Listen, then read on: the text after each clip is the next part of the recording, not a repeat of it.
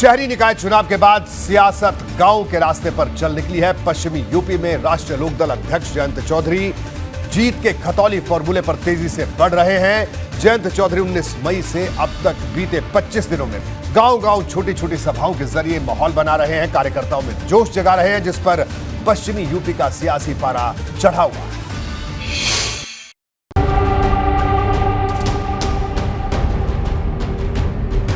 दो 2024 के चुनाव में करिश्मा करने के लिए जयंत चौधरी गांव वाले फॉर्मूले पर आगे बढ़ रहे हैं। जयंत का पूरा फोकस इन दिनों पश्चिमी यूपी के ऐसे गांवों पर है जहां रालोद के पुराने वोटर बसे हैं। वो गांव-गांव जाकर अपनी पुरानी ताकत को फिर से जिंदा करने में जुटे हैं। दरअसल जयंत चौधरी समरसता अभियान चला रहे हैं। वो अब तक पश्चिमी यूपी के कई जिलों का दौरा कर चुके हैं।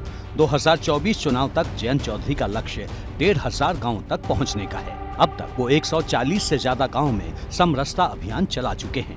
इस अभियान के सहारे वो अपनी खोई हुई जमीन तलाश रहे हैं। खास बात यह है कि जयंत के इस अभियान में उनका कोई दूसरा सियासी साथी नहीं है। हम जहां खड़े हैं बिल्कुल सही खड़े हैं और कोई कारण होंगे कि हम विरोध की भाषा बोलते आए। ठीक है, हमारे जज्बे में रहा है क्षेत्र में तो हमेशा मजा आता है लोगों को। धारा के साथ चलने में इतना मजा नहीं आता जितना अलग खड़े होकर अपनी बात रखने में आता। लेकिन हम विरोध इसलिए कर रहे हैं कि सरकार की नाकामियां है। इस सरकार ने किसान के अन्नदाता के साथ घोर अन्याय किया और इस सरकार झगड़े को बढ़ावा देती है।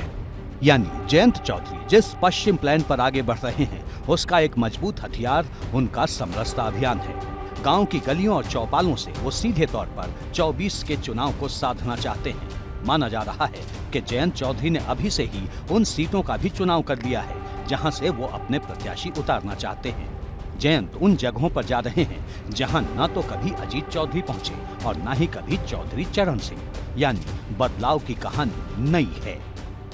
आदरणीय जयंत चौधरी जी ने संकल्प लिया है कि किसान, कमेरे, वंचित, बेरोजगार युवाओं, जो आखिरी पंक्ति के लोग हैं, उन तक सीधा संवाद करें, उनकी समस्याओं को जानें और उन समस्याओं को मुखरता से सरकार के खिलाफ खड़े होकर उनकी समस्याओं पे निराकरण कराएं। और निश्चित ही आदरणीय जयंत चौधरी जी ने उन गांवों को अपनाया है जहां पे चौधरी अजीत सिंह जी भी नहीं जा पाए और चौधरी चरण सिंह जी भी जिन लोगों को सीधा संवाद नहीं कर पाए, उन लोगों को सीधा संवाद उन लोगों से जयंत चौधरी जी कर रहे हैं। बात हर वर्ग की हो रही है, लेकिन खास फोकस मुस्लिमों पर है। जाट और मुस्लिम समीकरण मजबूत करने पर है, क्योंकि राजनीति में कब क्या हो जाए कोई नहीं जानता। अगर जयंत सपा को छोड़कर कांग्रेस के साथ गठबंधन करते हैं तो मुस्लिमों को साथ जोड़कर रखना उनके लिए सबसे बड़ी चुनौती होगी। और यही वजह है कि उन्होंने अपने कार्यक्रमों को समरसता का नाम दिया है। निश्चित रूप से दुखती रख पे हाथ रख दिया उसने बीजेपी के। जहाँ जहाँ बीजेपी कमजोर है या जहाँ जहाँ बीजेपी ताकतवर है, वहाँ वहाँ जयंत चौधरी जा रहे हैं और जाना भी चाहिए। अगर इनका जनाधार नहीं होगा, इनके साथ नहीं होंगे तो कौन समझौता इनसे करेगा। निश्चित रूप से पश्चिम उत्तर प्रदेश में सबसे ज़्यादा मजबूत बीजेपी थी।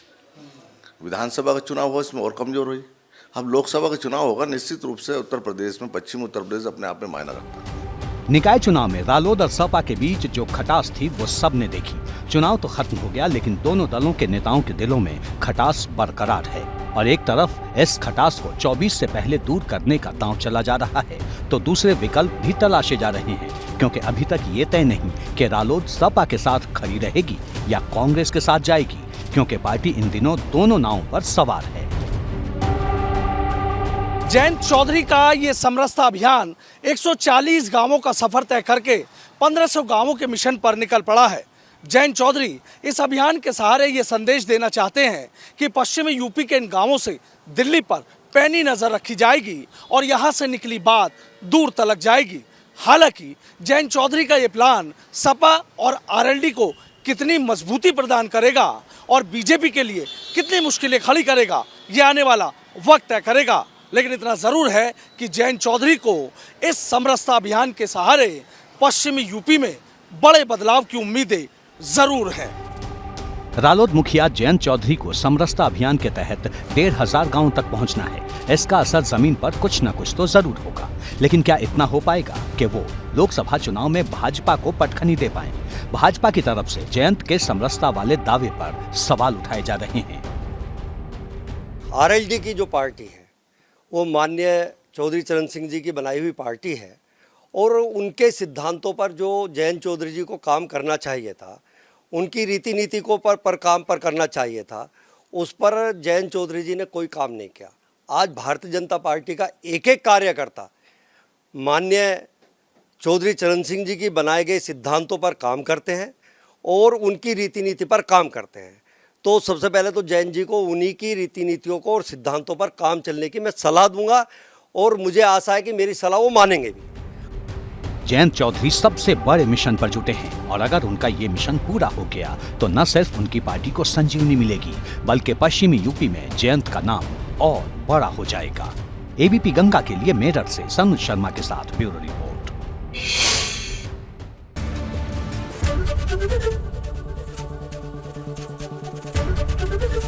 एबीपी गंगा, खबर आपकी, जुबान आपकी।